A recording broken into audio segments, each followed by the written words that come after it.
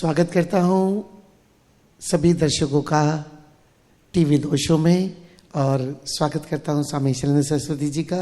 नमस्कार मस्तु बाबा, नमस्कार सभी मित्रों को।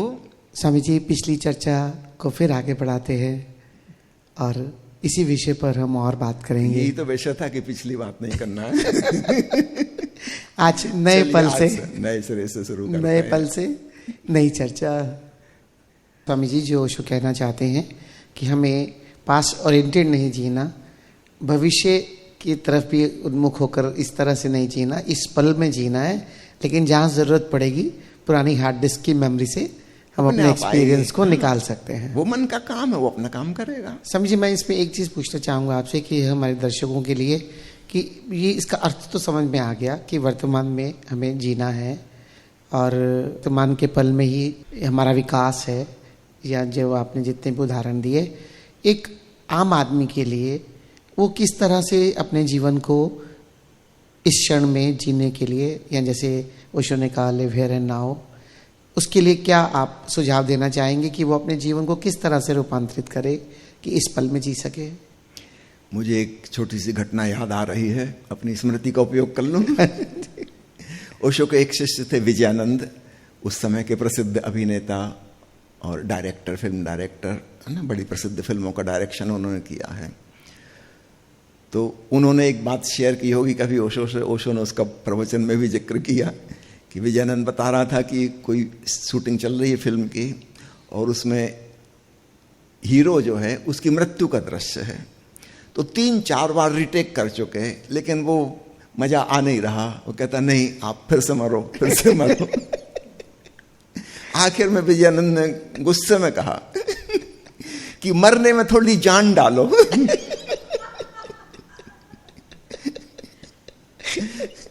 तो ओशो ने ये वाली घटना सुना के कहा कि मरने में थोड़ी जान डालो, जरा ठीक से मरो, मर ही जाओ पास्ट के प्रति, उसी से पुनरुज्जीवन हो सकेगा, वापस जीवन हो सकेगा।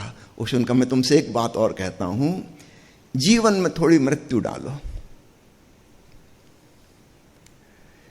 हम सोचते हैं मृत्यु भविष्य में होगी, ऐसा नहीं है।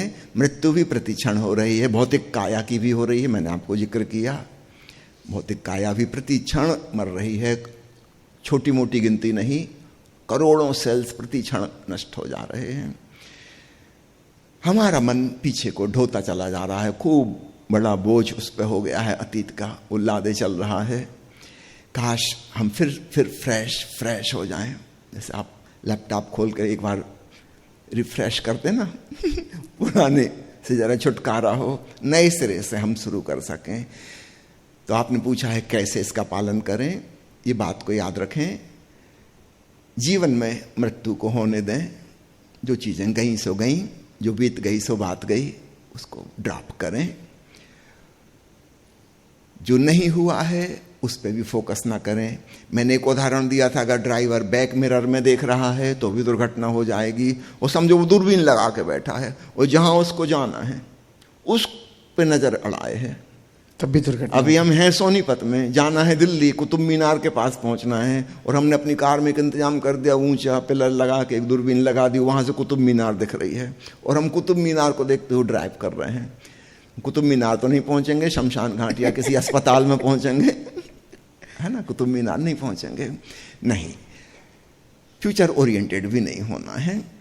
ये घटनाएं तो अपने आप घट रही हैं, हमें उसको बहुत ज़्यादा ख्याल करने की ज़रूरत नहीं है। और जो छुटपुट ख्याल है वो मन अपने आप करेगा, उसका फंक्शन यही है। हमको उसमें बहुत ज़्यादा इंटरफेयर करने की ज़रूरत नहीं है। तो जीते हुए हम ऐसे जिए कि प्रतिक्षण मर रहे हैं। मरने में भी एक दिन हम ऐसा कर पाएंगे कि पूरी प्राण उसमें डाल पाएंगे, ठीक से मर ही जाएं। एक जैन फकीर हुआ, वृद्धावस्था उसकी आ गई थी, फिर उसने कहा कि आज मुझे लगता है कि आखिरी दिन है। उसके सभी शिष्य इकट्ठे हो गए। शिष्यों ने कहा हम आपके लिए कुछ सेवा करें आखिरी, आप कह रहे हैं आज विदा हो जाएंगे। उसने कहा मेरे जूते मोजा लाओ। शिष्य हैरान हुए, जूता मोजा का क्या करेंगे? जैन फकीर ने कहा लेके आओ। लेके आए बेचारे। उसने जूते मोजे पहने, उठ के खड़ा हो गया, बोले चलो शमशान घाटी चलते हैं। यहाँ पड़े पड़े भी क्या मरना, 4 आदमी उठा के ले जाएंगे, कुछ नए ढंग से मरा जाए। अभी इसमें चल सकता हूँ, इतनी हिम्मत तो है, पहुंच जाऊंगा, चलो वहीं चलते हैं, वहीं जाके मरेंगे। थोड़ा मरने में भी प्राण डालो। हमने हर चीज को बहुत गंभीर बना दिया है, बहुत गंभीर बना दिया है। ना हम ठीक से जी पाते, ना हम ठीक से मर पाते। तो ओशो कह रहे हैं प्रति क्षण मरो, drop the past, don't be past oriented, ताकि प्रतिपल नए हो सको। नहीं तो पुराने की वजह से हम नए हो ही नहीं पाते। हमारी हालत ऐसी कि बचपन में हमें एक कुर्ता पजामा बहुत अच्छा लगता था, एक पैंट शर्ट बहुत अच्छी लगती थी, फिर हम बड़े हो गए मगर हम आग्रह कर रहे हैं कि हम वही पहनेंगे और हम उसी में फिट होने की कोशिश कर रहे हैं, और बड़ी दुर्गति हो गई है।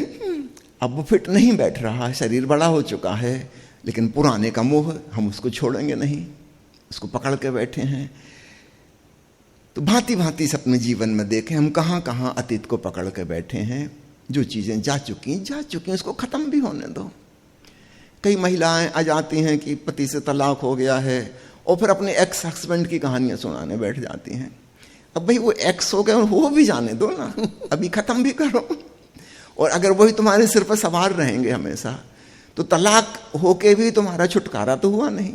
मानसिक रूप से तुम अभी भी उनकी पत्नी हो, वो तुम्हारे पति हैं, और वो टार्चर का खेल अभी चल ही रहा है भीतर ही भीतर। ऊपर ऊपर से अलग अलग मकान में रह रहे हैं, खोपड़ी के अंदर बसे हुए हैं, पीछे से हम छूटते ही नहीं। आपने पूछा है प्रैक्टिकल लाइफ में कैसे करें। मैं अपने जीवन के अनुभव से बताऊं, ओशो की कृपा से, जो ऊपर से देखने में शायद किसी को लगे कि बड़ी कठोरता है, कठोरता नहीं, वो महाकरुणा है उनकी।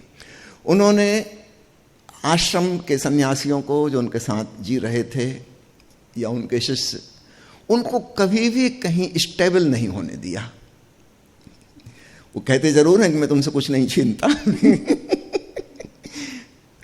अतीत की भूमि हमेशा उन्होंने खिसका कर रखी। माना कि बहुत मुसीबतें आई, बहुत सारी ट्रबल से गुजरना पड़ा, लेकिन वो आध्यात्मिक विकास में खूब सहयोगी साबित होता है। ओशो कहते जरूर हैं कि गृहस्थ रहते संन्यास्त हो जाओ, मगर जो लोग उनके क्लोज थे उनको सबको उन्होंने परिव्राजक बना के रखा, बिना कहे। जानबूझ कैसी सिचुएशन क्रिएट करके रखना कि आपको हमेशा ही चैलेंजिंग सिचुएशन में जीना होगा, अब भी, और यहीं में ही रिस्पॉन्स करना होगा। पिछली कोई चीज काम आने वाली नहीं।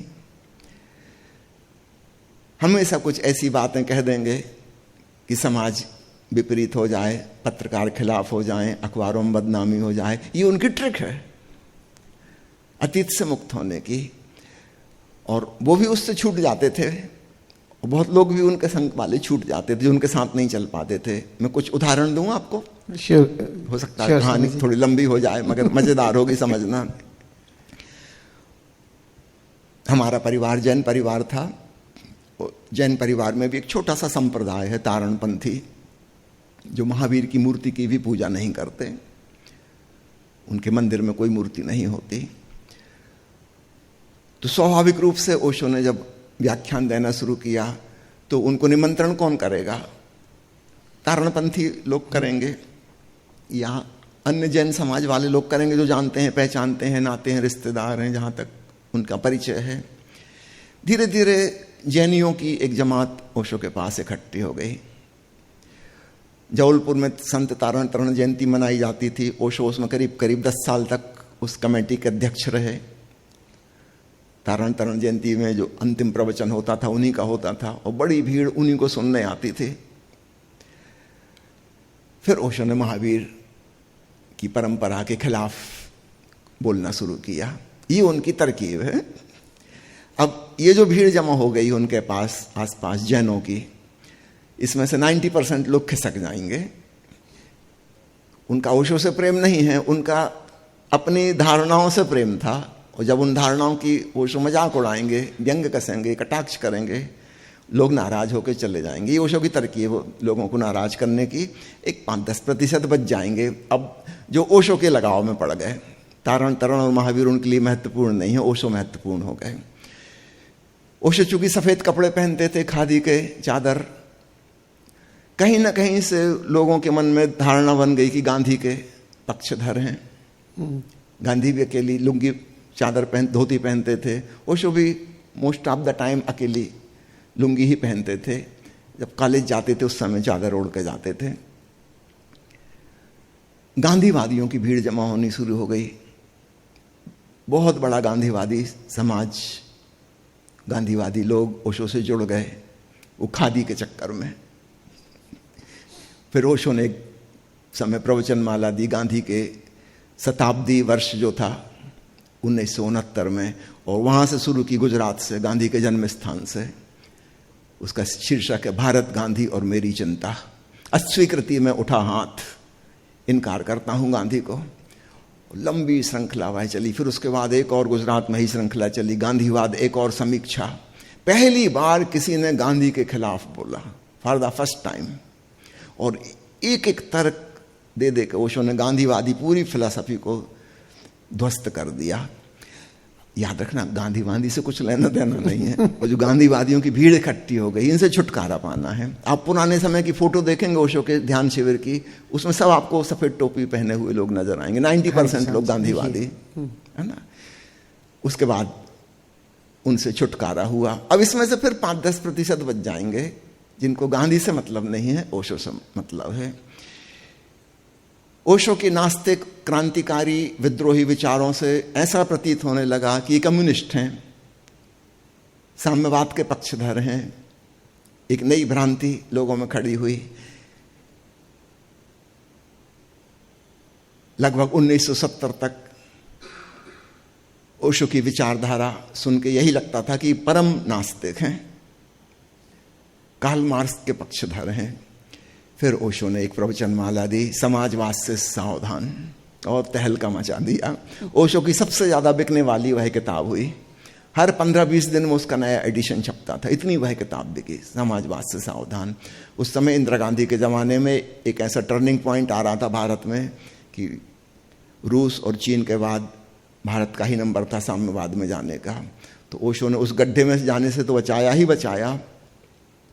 सबसे बड़ा वो जो समाजवादियों की भीड़ लग गई थी, और वो लोग समझ रहे थे कि ओशो हमारे लीडर, हमारे नेता। ओशो ने उन सबकी धारणा फ्लॉप कर दी। निश्चित रूप से अधिकांश लोग उसमें से बहुत विरोधी हो गए, दुश्मन हो गए। जब ओशो पूंजीवाद के पक्ष में बोल रहे हैं तो ओशो ने वो खादी के कपड़े पहनने बंद कर दिए। याद रखना, पसंद तो उन्हें खादी आते थे, अपने कमरे में तो वो वही पहनते थे, लेकिन पब्लिक में फिर वो सिंथेटिक क्लोथ्स पहन के आ रहे ताकि वो गांधीवादियों से छुटकारा हो। तो ओशो हमेशा अतीत से मुक्त हो जाते थे। उनके साथ जो रहते थे उनको भी ऐसी सिचुएशन क्रिएट करते थे कि मुक्त तो होना ही पड़ेगा अगर ओशो के साथ होना है तो।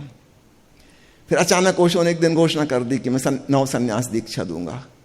अब याद रखना, जो इकट्ठे हुए थे लोग उसमें से अधिकांश गांधीवादी थे, पॉलिटिकल सोच वाले, कुछ साम्यवादी समाजवादी थे, नास्तिक थे।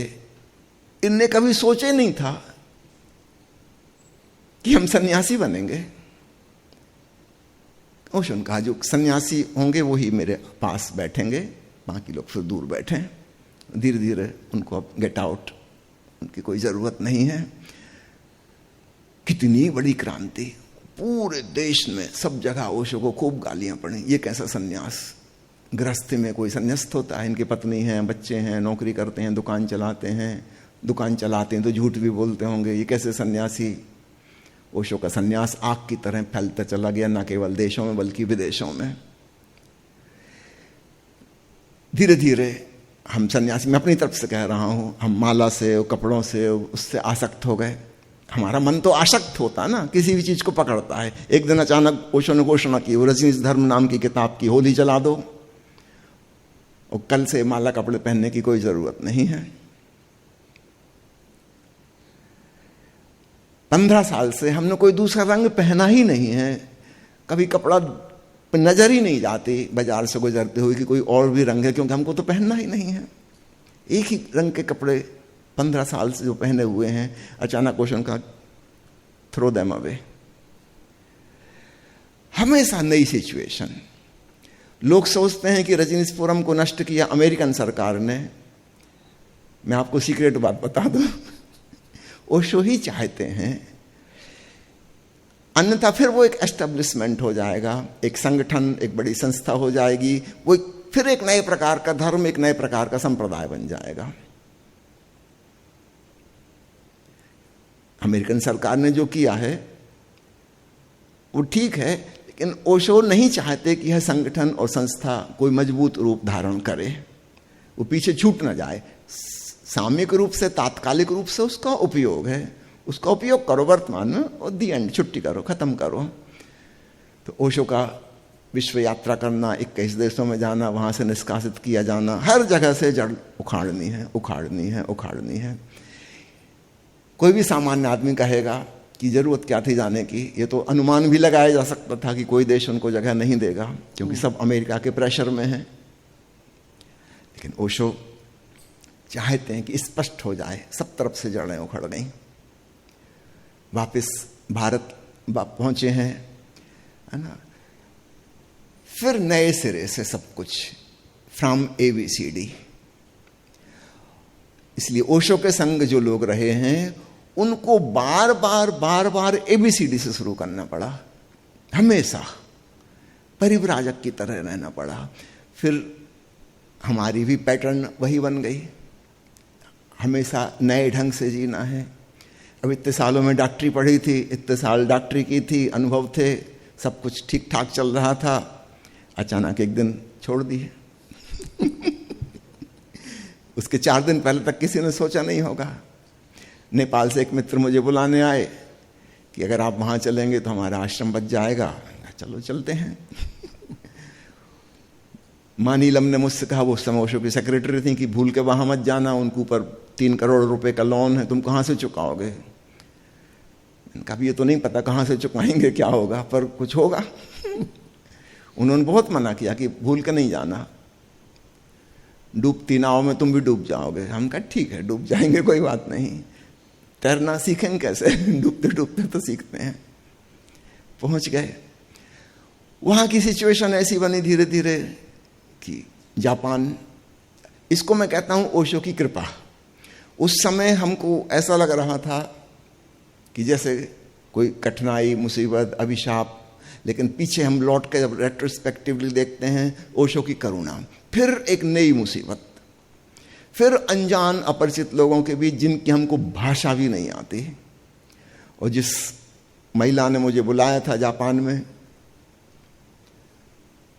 उसने मोबाइल फोन भी डिस्कनेक्ट करवा दिया कि आप कहीं किसी से बात नहीं कर सकेंगे, 15 दिन जहां हम ले जाएंगे वहां चलना है। और 15 दिन उसका बड़ा ग्रुप, कोई 50-60 महिलाएं, कारों का काफिला, एक छोटी मिनी बस मुझको लेके चली पूरे जापान के, न जाने कहाँ कहाँ के मंदिरों में, तीर्थ स्थानों में, समुद्र के किनारे वो ले जाती, पूजा पाठ करती, मेरी रक्षा के लिए। करो, किस लिए कर रही मुझे तो नहीं पता, उनकी भाषा पल्ले नहीं पड़ती क्या है। 15 दिन बाद उसने मुझे फोन करने की अनुमति दी कि आप अपने परिचितों से बात कर सकते हैं। एक नया सिलसिला, सब कुछ बिल्कुल नया, अनजान, अपरिचित, क्या हो रहा है, क्यों हो रहा है, कुछ भी नहीं पता। पूना आश्रम की तरफ से मैं शिविर संचालक था, उन्होंने ऐसी कृपा की कि मुझे वहां से भी त्याग पत्र मैंने दे दिया, उनसे भी छुटकारा हुआ। उसके साथ ही भारत के जितने ध्यान केंद्र चलाने वाले थे, शिविर संचालक थे, ओशो आश्रम थे, उन सब से डिस्कनेक्ट हो गया, क्योंकि पूना आश्रम ने सबको खबर भेज दी कि इनको नहीं बुलाना है, इनसे बात नहीं करना है। बार बार बार बार पेड़ को उखाड़ के फिर नई जड़ें, फिर उखाड़ के फिर नई जड़ें लगाना, खूब मजा आता है। और ओशो की कृपा, जब हमको पता है कि ओशो यही चाहते हैं कि get disconnected from the past, फिर ABCD से नए सिरे से शुरू करो।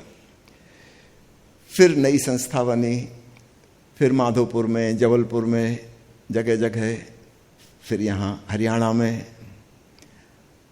आपके माध्यम से ही आश्रम का निर्माण हुआ। फिर ओशो ने कृपा की, क्या हो गया बहुत दिन। फिर वहां से उखाड़ दो। अत्यंत सुख, अत्यंत आनंद, अत्यंत वर्तमान में जीने का मौका। क्या होता है क्या नहीं होता है बाहरी दुनिया में प्लस माइनस वो उतना महत्वपूर्ण नहीं है, लेकिन भीतर की दुनिया में हमें पता है कि सद्गुरु की अद्भुत कृपा है, वो हमें कहीं भी पैर नहीं जमाने देंगे। और हमारे भीतर धीरे धीरे यह भाव ही आ जाए कि हम एक मेहमान की तरह जी रहे हैं, तो हम जहाँ भी रहें। आपको जानकर आश्चर्य होगा, मैं हमेशा से बेघर बार रहा हूँ। मेरी बड़ी बहन को एक बार बहुत दया आई कि तुम्हारे पास रहने के लिए कोई जगह ही नहीं है, वो बार बार तुम फिर नौकरी छोड़ देते हो, फिर यहाँ चले जाते वहाँ चले जाते हो। तो उन्होंने मेरे नाम से एक मकान खरीद दिया। आपको जानकर हैरानी होगी, उस मकान में कभी और मैं और माँ प्रिया एंटर भी नहीं किए। 20 साल तक वो मकान रहा, वो किराए पे चलता रहा, उससे थोड़ी इनकम होती रही। फिर जब माधोपुर में मकान खरीदना था तो उस मकान को हमने बेच दिया, हम उसमें कभी एंटर ही नहीं किए।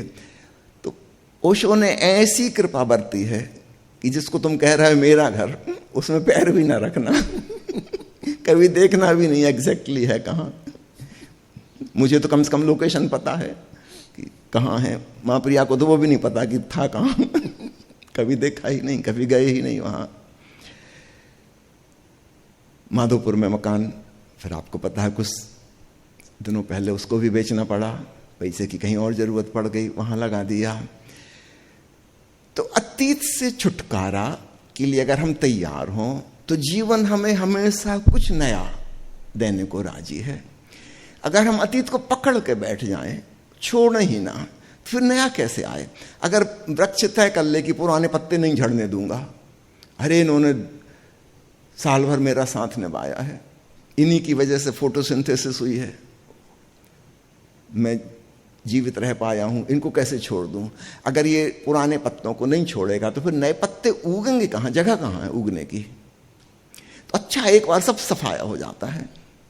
हम जिनको अपना मित्र समझ रहे थे, अपने लोग समझ रहे थे, जो हमारे पैर छू रहे थे, वो प्रशंसा में गीत लिख रहे थे, अचानक वो गालियां देने लगे पत्थर फेंकने को राजी हैं। उनके घर जाओगे तो पानी भी नहीं पिलाएंगे, दरवाजा बंद कर लेंगे, ऐसी हालत। ये ओशो की असीम कृपा है कि तुम दोबारा भ्रम में नहीं पड़ना कि आज जो तुम्हारे पैर छू रहे हैं वो तारीफ कर रहे हैं, कल कोई बदल सकते हैं, कल आज पैर दबा रहे हैं कल गला दबा सकते हैं बदलने में देर नहीं लगती। जिंदगी ऐसी है तो जैसी है उसको वैसा स्वीकारो। हम अपनी कोई अपेक्षाएं नहीं ला सकते कि ऐसा होना चाहिए, अपेक्षा का कोई सवाल नहीं होता ना। आपने अपने बेटे का नाम रखा ना अपेक्षित मैं मन ही मन कर खूब हंसता हूं कि मस्त बाबा तुमने जो एक्सपेक्टेशन किए हैं वो कभी पूरे नहीं होंगे तुमने पता नहीं कौन सी अपेक्षाएं रखी होंगी, और तुम्हारा बेटा आया ही इसलिए कि वो सिद्ध कर दे कि पिताजी मैं आपकी अपेक्षाएं पूरी करने नहीं आया हूं।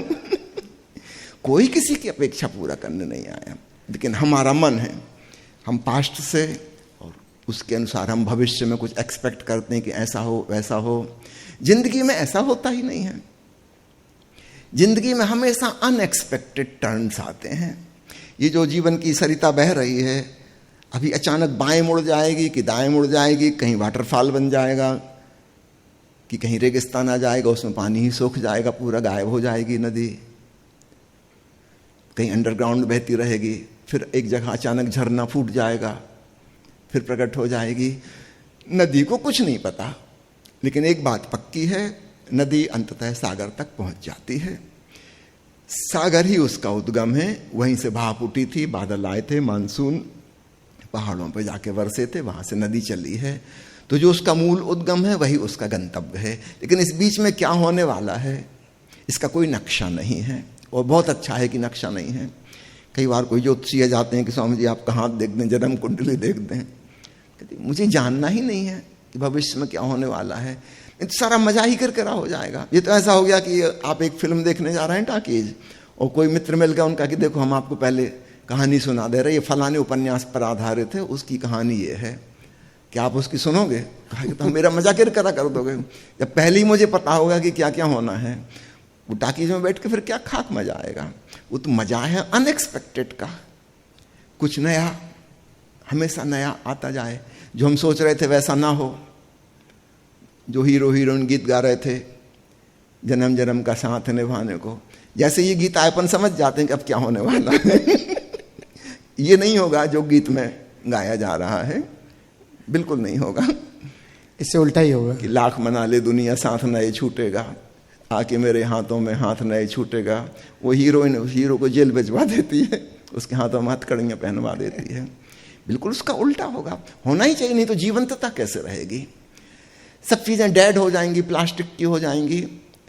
तो जिंदगी रेल की पटरियों जैसी नहीं है, पहले से सब कुछ फिक्स्ड है ना। अभी यहाँ पर जो आश्रम बना हुआ है, कुछ 1000 साल पहले जमुना नदी यहाँ से बहती थी। अभी भी नीचे खोदेंगे तो रेत मिलेगी, मट्टी के नीचे काफ़ी रेत ही रेत है। ये नदी का किनारा था, नदी खिसकती गई। हर साल बाढ़ आती है, कुछ नया रास्ता बन जाता है। किसी जमाने में सरस्वती नदी भारत की सबसे बड़ी नदी थी। पुराने सारे ग्रंथों की कहानियों में आएगा कि सरस्वती नदी के किनारे फलाने फलाने गांव में फलाना व्यक्ति रहता था। कहाँ है वो सरस्वती नदी? कहीं नहीं है, खत्म हो गई। कहते हम अभी भी हैं कि प्रयागराज, तीर्थराज प्रयाग में 3 नदियां मिलती हैं, गंगा जमुना सरस्वती। सरस्वती तो अब है नहीं। हाँ, पुराने निशान हैं। ऊपर हवाई जहाज से फोटोग्राफ लें, सैटेलाइट से, तो वो दिखाई देगा कि यहाँ से बहती थी और वहाँ प्रयाग में जाके मिलती थी गंगा जमुना के संग। तो वो तो सब सूखी जमीन है। अब जरा सी डाइवर्ट हो गई 1 इंच, तो फिर याद रखना शुरुआत में जो 1 इंच है, आगे जाके वो सैकड़ों किलोमीटर हो जाएगा। समझो दिल्ली एयरपोर्ट से एक हवाई जहाज उड़ा जिसको लंदन जाना है, और उसके दिशा सूचक यंत्र में कुछ खराबी आ गई और वो 1 डिग्री डेविएशन कर दिया उसने। ये वाला हवाई जहाज लंदन कभी नहीं पहुंचेगा। जैसे जैसे आगे बढ़ता जाएगा, लंदन से और दूर और दूर और दूर होता चला जाएगा। तो जिंदगी में बहुत छोटे छोटे से मोड़, छोटे छोटे से परिवर्तन विराट परिवर्तन लाते हैं, अनएक्सपेक्टेड। अभी फिजिक्स में एक नया नियम उन्होंने निकाला है, विशेषकर मौसम विभाग पे वह लागू होता है। उसको वो कहते हैं लॉ ऑफ केओस, अराजकता का नियम। अब नियम तो हमेशा अनुशासन के होते हैं, अराजकता। एक छोटी सी चीज कितनी बड़ी बदलाहट पैदा कर देगी। और इसलिए मौसम विभाग कभी बहुत 100% सही भविष्यवाणी नहीं कर सकता, क्योंकि इस बीच में और न जाने कौन कौन सी घटनाएं जरा जरा सी घट जाएंगी। जरा सा कहीं 1 डिग्री टेम्परेचर बढ़ गया तो हवा की दिशा ही बदल जाएगी, सब कुछ बदल जाएगा। तो जिंदगी ऐसी है, रेल की पटरी जैसी इस्पात की नहीं बनी है जो फिक्स्ड अपने डेस्टिनेशन पे पहुंचती है। ये तो सरिता है, नदी जैसी है, कभी यहाँ कभी वहाँ, कोई नहीं जानता कहाँ। और यही इसका मजा है। स्वामी जी, इससे पहले कि इस एपिसोड को हम समाप्त करें, एक आखिर में छोटे से प्रश्न का मैं उत्तर और चाहूँगा। बहुत सारे जो मित्र हैं पास्ट को इसलिए नहीं छोड़ पाते क्योंकि उनको लगता है कि जो इनसिक्योरिटी है, क्योंकि पुराने के साथ उनको सिक्योरिटी लगती है, लेकिन आपने तो बताया कि किस किस तरह से चीज़ें परिवर्तित होती चली गई और आप इसमें ओशो की अति करुणा और कृपा महसूस करते रहे। कि उन मित्रों के लिए आप क्या सुझाव देंगे कि किस तरह से वो इनसिक्योरिटी से भी बच सके और नए के लिए अपने आप को संकल्पित करते हुए आप अपने जीवन के किसी उदाहरण से समझा सकते हैं? आंख खोलकर देखिए, सिक्योरिटी इज इम्पॉसिबिलिटी। जहां हम मरने के लिए आए हैं तो वहां पर सिक्योरिटी कैसे हो सकती है? तो हमारी जो सुरक्षा की आदत है, जिद्द है, आग्रह है, वो हमें मुर्दा बना देता है। समय के पहले ही हम मर जाते हैं। एक तो मौत है जो एक दिन आएगी, वो तो ठीक, लेकिन उसकी फिक्र, उससे बचने के इंतजाम में हम अब भी मुर्दा हो जाते हैं। ओशो के प्रवचन में एक बहुत प्यारी कहानी आती है कि किसी सम्राट ने एक बहुत मजबूत महल बनवाया था। बहुत मोटी मोटी उसकी दीवारें थीं, उसमें कोई रोशनदान नहीं था, कोई खिड़की नहीं थी ताकि कहीं से कोई दुश्मन न प्रवेश कर जाए। एकमात्र दरवाज़ा था, बहुत मजबूत दरवाज़ा। जहां से वो भीतर बाहर आ जा सके। और उस दरवाजे पर उसने तलवारें लिए सैनिकों की कतार लगा कर रखी थी ताकि कोई भी दुश्मन भीतर प्रवेश न कर सके। उसके इस महल की खबर आसपास के उसके मित्र सम्राटों तक पहुंची। एक बादशाह देखने आया था, तो सम्राट ने अपना महल उसको घुमाया। वो देख के बहुत प्रभावित हुआ कि इतना मजबूत और सुरक्षित महल आज तक मैंने नहीं देखा। फिर जब सम्राट उसको छोड़ने बाहर आया, सड़क पर उसके रथ में वह बैठ रहा था, उस जाते हुए बादशाह ने कहा कि मैं बहुत प्रसन्न हूँ आपकी डिजाइन देखकर, और मैं भी जाके शीघ्र ही ऐसा ही सुरक्षित महल बनवाऊंगा। उनकी ये बात सुनकर वहां सड़क पे किनारे बैठा हुआ एक भिखारी हंसने लगा।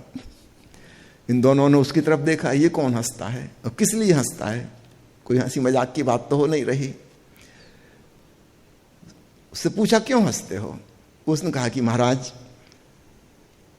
माफ करिए, लेकिन इस महल में एक छोटी सी भूल रह गई है, अगर वो और आप दुरुस्त कर लें तो वो पूर्ण सुरक्षित हो जाएगा। अभी 100% सुरक्षित नहीं है, 99.9% सुरक्षित है। सम्राट ने कहा बताओ, जरूर हम ठीक करेंगे, कौन सी भूल चूक रह गई है? उसने कहा कि महाराज वो जो एक दरवाजा है ना, यही खतरा है। इसी से एक दिन दुश्मन आए कि ना आए, यमदूत जरूर प्रवेश कर जाएंगे और आपके प्राणों को हर के ले जाएंगे। इसलिए आप भीतर हो जाइए और इसको चुनवा लीजिए, दीवार बनवा लीजिए, फिर कोई दुश्मन एंटर नहीं कर सकता, यमराज भी आपको ना खोज पाएंगे। उस सम्राट ने कहा कि नालायक मूर्ख भिखारी, अगर मैं ऐसा कर लूंगा फिर ये महल नहीं, ये तो मजार बन जाएगी, कब्र हो जाएगी। उस भिखारी ने अट्टहास लगाया, उसने कहा 99.9% कब्र बन ही चुकी है। यू आर ऑलमोस्ट डेड, जरा सी गुंजाइश रह गई है, बस बोर पूरी कर लो, फिर कोई खतरा नहीं। सिर्फ मरे हुए को खतरा नहीं होता, जिंदा को तो हमेशा खतरा है, किसी भी क्षण मर सकता है। और यही जीवन की खूबी है। जीवंतता का मतलब ही यह है कि मर सकते हैं, there is always a possibility, और इसी से जीवन में आनंद है, चैतन्यता है, वरना हम एक मुर्दा पत्थर की तरह हो जाएंगे। अधिकांश लोगों ने जो सुरक्षा का इंतजाम किया है, उन्होंने अपनी ही कब्र स्वयं बना ली है। वो सोचते हैं कि सुरक्षित हो गए हैं, वो तो मुर्दे जैसे जी रहे हैं, जीवन बचा कहाँ है। उस भिखारी ने कहा मैं भी कभी बादशाह था, शायद आपने नाम सुना हो इब्राहिम, अब तो कई साल हो चुके उस बात को हुए। मैंने भी बहुत सुरक्षा की थी और मैंने देखा कि मैं जीवन से डिस्कनेक्ट होता जा रहा हूं। फिर मैंने धीरे धीरे दीवारें घटानी शुरू कर दी, कुछ खम्भे ही रह गए महल में। फिर मुझे लगा ये छत भी बहुत रोकती है, रात को चांद तारे नहीं देख पाता, दिन में सूरज की धूप का मजा नहीं ले पाता। फिर मैं उस भवन के बाहर ही आ गया। मैंने कहा इसको कहाँ तक और छोटा छोटा करो, बाहर ही निकल आओ। अब मैं जमीन पर सोता हूँ, आसमान को ओढ़ता हूँ, अब खुले चांद तारे, सूरज, हवाएं, पंछी, पेड़ पौधे, और अनजान जगह का यात्री, मुझे पता भी नहीं होता कहाँ जा रहा हूँ, क्या होगा क्या नहीं होगा। अब मैंने जितनी जीवंतता महसूस की है, उस कैद से मुक्त होकर, जिसको लोग महल समझते हैं, उस कैद से मुक्त होकर मैंने अब असली जीवन को पहचाना। मैंने अपने भीतर विराजमान परमात्मा को, सर्वत्र व्याप्त उस परमात्मा को जाना, वरना उस कब्र में तो पता ही नहीं चलता। तो जिसको हम सुरक्षा का इंतजाम करते हैं, आप पूछते कैसे उससे छूटें, जरा झटके के साथ आंख खोलकर देखो और तुम चौंकोगे, तुम्हारा इंतजाम तो किसी काम का नहीं। अभी कोरोना की लहर आई थी कुछ साल पहले, और बड़े बड़े सुरक्षित लोग चले गए, मरीज तो मरीज, डॉक्टर चले गए, अस्पताल के मालिक चले गए, कौन सुरक्षित है? इसलिए मैं कहता हूं सुरक्षा शब्द ही एक भ्रांतिपूर्ण है, भ्रम है, एक इल्यूजन है। सुरक्षा हो ही नहीं सकती, सिक्योरिटी इज इम्पॉसिबिलिटी। जब हम इस तथ्य को स्वीकार कर लेते हैं, अचानक हम जीवंत हो जाते हैं। वो जो ऊर्जा भीतर सोई पड़ी थी, वो अपनी पूरी फ्लावरिंग में आ जाती, क्योंकि यही एक लौता क्षण है, इसको भरपूर जी लो। लोग मुझसे पूछते कुंडलनी कैसे जगाएं, कोई मंत्र, कोई क्रियाकलाप, कोई सांस की विशेष प्रणाली, पागल हो गए तुम। मृत्यु का साक्षात करो, जो हर क्षण हो रही है, हमारे शरीर में भी हो रही, दिखाई नहीं देती मगर हो रही है, आसपास हो रही है। और हम सब जानते हैं एक दिन हम फिजिकल रूप से मरेंगे, और वह मरना किसी भी क्षण हो सकता है, किसी भी क्षण हो सकता है। कोई गारंटी है? अभी हम बात कर रहे हैं, जो वाक्य मैं बोल रहा हूं ये पूरा बोल पाऊंगा, कोई गारंटी नहीं हो सकती। कितने लोग हैं बातचीत करते करते अचानक सीने में दर्द होता है, खत्म हो जाते हैं। अभी थोड़े दिन पहले मेरे एक रिश्तेदार अपने ऑफिस से आए, जैसे कि उनकी आदत थी, वो अपने सोफा पे बैठे, टीवी ऑन किया, रिमोट हाथ में लिए सीरियल बदल रहे थे। अपनी पत्नी से कहा चाय नाश्ता ले आओ, यहीं बैठ के खाऊंगा सीरियल देखते देखते। पत्नी गई, चाय लेके आई, तब तक देखा कि वो आंख बंद करे बैठे, हाथ में रिमोट है उनके। कहा कि आंख खोलिए, नाश्ता लीजिए। तो जा चुके थे, दुनिया में थे ही नहीं। किस सेकंड कौन समाप्त हो जाएगा किसी को पता है? तो असुरक्षा का स्वीकार, इसको हम कहते हैं ना तथाता भाव, ऐसा है, this is the fact, unchangeable fact. जिंदगी में बहुत चीजें चेंज हो सकती हैं, पर जो मृत्यु का जो तथ्य है वह बिल्कुल अपरिवर्तनीय है, वो तो होगा ही होगा। जब हम इस बात को स्वीकारते हैं, फिर हमारा दृष्टिकोण उस पर नहीं रह जाता मृत्यु पे, अचानक वर्तमान का क्षण हमारे लिए महत्वपूर्ण हो जाता है। तो एक तरफ हम अतीत से छुटकारा पाए, सुरक्षा के मोह से मुक्त हुए, और उसके द्वारा प्रोजेक्टेड जो मृत्यु और भय भविष्य के और उससे इंतजाम करने की उधेड़-बुन में लगे थे, उससे छुटकारा हुआ। अब बचा क्या? वर्तमान का यह क्षण। अब हम बिल्कुल नए सिरे से, नए ढंग से जी सकते हैं। तो ओशो उसी तरफ इशारा कर रहे हैं, मरो प्रतिपल, ताकि प्रतिपल नए हो सको। धन्यवाद स्वामी जी, हमारे साथ बने रहने का और इतना स्पष्टीकरण करने का।